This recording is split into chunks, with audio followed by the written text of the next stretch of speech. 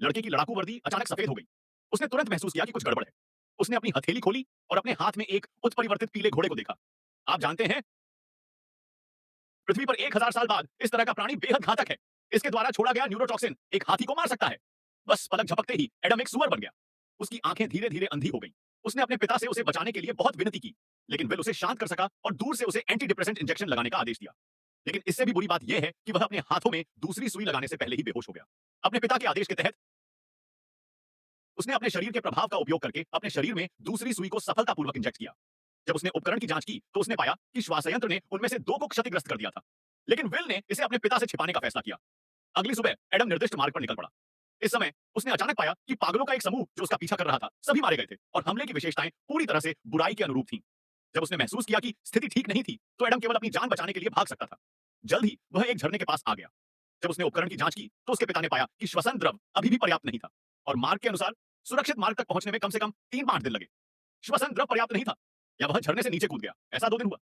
हालांकि यह छलांग बेहद खतरनाक रही होगी। बार-बार विचार करने के बाद उसके पिता ने फिर भी मिशन को समाप्त करने का आदेश दिया। यह सुनकर जिद्दी एडम को याद आया कि उसकी बहन ने उसे खुद की रक्षा करने का आदेश दिया था। वह अपने पिता को साबित करना चाहता था कि हिलना मत, कायर मत बनो, मैं कायर नहीं हूं, यह समय है। उसके बाद वह 1 महीने के बाद चट्टान से कूद गया। श्वसन द्रव हवा में तेजी से फैल गया, लेकिन यह 3 सेकंड से अधिक नहीं रहा। उसके पिता ने पाया कि एक अज्ञात प्राणी तेजी से आ रहा था और यह एक विशाल चील थी जिसने आकाश और सूर्य को ढक लिया था। एडम तुरंत पलटा और नीचे की ओर दौड़ा, लेकिन वह इतनी बड़ी पीछा से कैसे बच सकता था? अगले ही पल जब वह 2 काली आंखों के साथ फिर से उठा, वह पहले से ही विशाल बाज के घोंसले में था। वहां कुछ छोटे बच्चे थे जो अभी-अभी अंडे से निकले थे। एडम बस वहां से निकलने का मौका लेना चाहता था। इस समय उसे कुछ बंदर मिले। विशाल बाज नीचे बच्चों को घूर रहा था। महत्वपूर्ण क्षण में विशाल बाज उसे रोकने के लिए समय पर प्रकट हुआ। हालांकि उसने एक बंदर को सफलतापूर्वक मार दिया, जैसे कि इन मडिए भी हम क्यों। एक और बंदर घोंसले में घुस आया। उसने मासूम बच्चों को निशाना बनाया। इन मासूम बच्चों की रक्षा के लिए एडम ने तुरंत बंदर से टकराव शुरू कर दिया। विशाल बाज भी इस पल एडम के साथ लड़ने के लिए इंतजार कर रहा था और एक कठिन यात्रा से गुजरने के बाद एडम सफलतापूर्वक बर्बाद जहाज के मलबे तक पहुंच गया, लेकिन सिग्नल कनेक्शन विफल हो गया। उसे जानकारी भेजने के लिए पहाड़ की चोटी पर जाना था। इस समय कुछ ही दूरी पर उसने पाया कि जिस जेल में एडम को कैद किया गया था, वह पहले से ही खंडहर हो चुकी थी और पेड़ पर एक लाश लटकी हुई थी। ऐसा लगता है कि सबसे बुरी बात हो चुकी है। एडम स्तब्ध रह गया। वह ज्वालामुखी के मुहाने तक भागा, लेकिन वह नहीं जानता था कि उसके दिल में जो डर था, उसने एडम को आकर्षित किया था।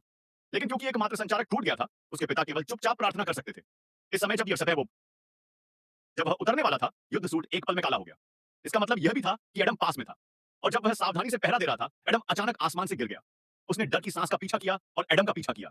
सौभाग्य से एडम ने अपनी शारीरिक क्षमता का उपयोग करके छोटी घाटी को तोड़ दिया और आखिरकार पहाड़ की चोटी पर चढ़ गया। लेकिन जब उसे आखिरकार सिग्नल मिला, तो एडम फिर से जाग गया। एक पल में एडम ने विरोध करने की शक्ति खो दी। वह दर्द में जमीन पर पड़ा था। उसकी बहन की उसकी रक्षा करने की छवि भी हमेशा के लिए उसके दिल में दर्द बन गई। इस समय उसके पिता की शिक्षा उसके कानों में गूंज उठी। खतरा मौजूद है, लेकिन डर सिर्फ एक विकल्प है। जीवन और मृत्यु के इस क्षण में वह स्तब्ध लग रहा था। आसमान से गिरने वाली ज्वालामुखी की धूल धीमी पड़ गई। यहाँ तक कि एडम भी उसके पास से पार हो गया और उसके अस्तित्व को महसूस करने में असमर्थ था। फिर वह धीरे से खड़ा हुआ और डर का एक निशान भी खत्म हो गया। एडम की नजर में वह पूरी तरह से अपना शरीर खो चुका था। इस समय एडम एक लंबी टांगों वाले बकरे की तरह था। वह एक पल में टुकड़ों में कट गया। फिर एडम ने एक बड़ा कदम उठाया और 2 तलवारों से एडम की पीठ में वार किया। कहानी के अंत में बाहरी अंतरिक्ष में एक चमकदार सफेद रोशनी की शूटिंग के साथ वे आखिरकार बचाव के लिए इंतजार कर रहे थे और अधीनस्थों की अधीनता में विल मुश्किल से अपने बेटे के लिए शिविर में प्रवेश कर पाया।